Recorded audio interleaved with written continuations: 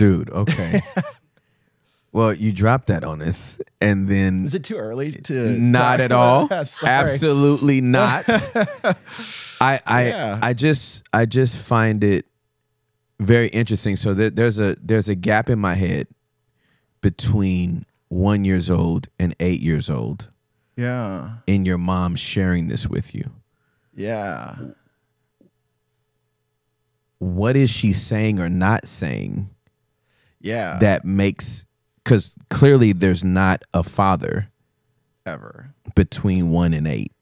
Yeah. But what made that moment for her to share it? Like, you don't have a father. It's like, well, there's been no man here since I could consciously remember. So was it almost like if she said it, it was then a reality? Like what? Yeah. Okay. We didn't really know how to process it. Yeah. We just knew we were supposed to be sad, but how do you know you need something that you've never had when you never had something? Yeah. That's good. That's good. So, yeah. I don't know. Yeah. I just remember, growing up, when I found out about the death of my father, my family would always ask me what I wanted to go or what I wanted to do. And I'd often say, I want to go see Dad. Mm. So they would take me to the place that my dad was buried. Mm-hmm. And just, they would tell me these stories about him. Mm-hmm. And, they would tell me about the Italian restaurant. My uncles took over that restaurant. So it actually closed down in 2007 when the Cowboys were building that Jerry World. All the roads were closed down. So it was open till then, but I would always just go into that restaurant, have the garlic bread, bake ziti, have a glass of water or some Coke if my mom let me. And I would just always want to know more about my dad. Yeah, for sure. Because whether we have a bad relationship with our dad or a good one, a piece of a father is always a piece of us. And that's this watch. Like, this was his wedding day at that Italian restaurant. Wow. Again, it doesn't work. I got to figure out the parts. So if you're a horologist, I think, please DM me. So, yeah, man. So, we probably have one within the community. So you've just made a request that could get answered. So and it's part of me is like, I've dealt with the story so much. And I don't think there's ever, I think loss, literal language often fails us. Yeah. And that's why I'm kind of like, I don't know. Yeah, for sure. Because our experiences are our experiences. And when there's losses like that, especially a father. Yeah, for sure. I don't think you could have father figures. Yeah, absolutely. Mentors. Yeah, they don't replace. But it's just not the same. Absolutely correct. You know what I mean? Yeah, for sure. Yeah, so that was my upbringing, and me and my brother were really close. My mom, again, from Afghanistan. Mm-hmm. When she was in Afghanistan, she,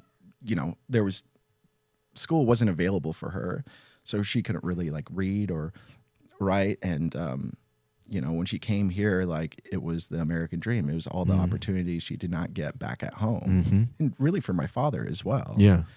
And my mom was a wonderful mother. My family, treated us as if Dad was always there. They would always spoil us, probably even more. Yeah, for sure. Yeah.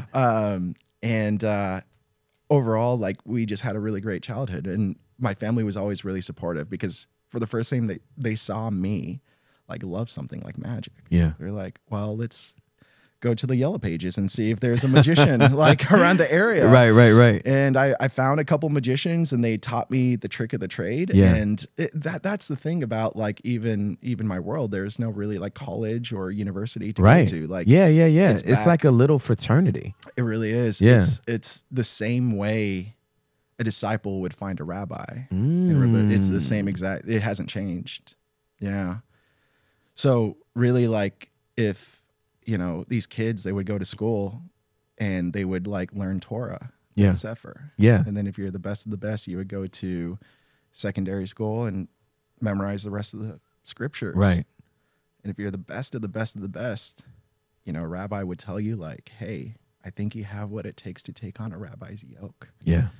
And a yoke would essentially like, you know, be like who a rabbi is. Yeah, for sure. Their understanding and their teaching and the way they interpret their scriptures. And kid would go, hey, can I follow you? Yeah. And then this rabbi would kind of test this kid. And if you're the best of the best of the best, you would follow this rabbi. You would take on his yoke. He would become a rabbi one day and take on more disciples. It's the same way in magic. That's wild, dude. I never even considered making that type of correlation. Yeah. So secrets are really deep. Yeah. And it's old. Yep. And it's handed down from generation to generation. Yep. And if you want to work with the best of the best, you have to prove yourself. Mm-hmm. Like, does this kid have what it takes? Mm-hmm.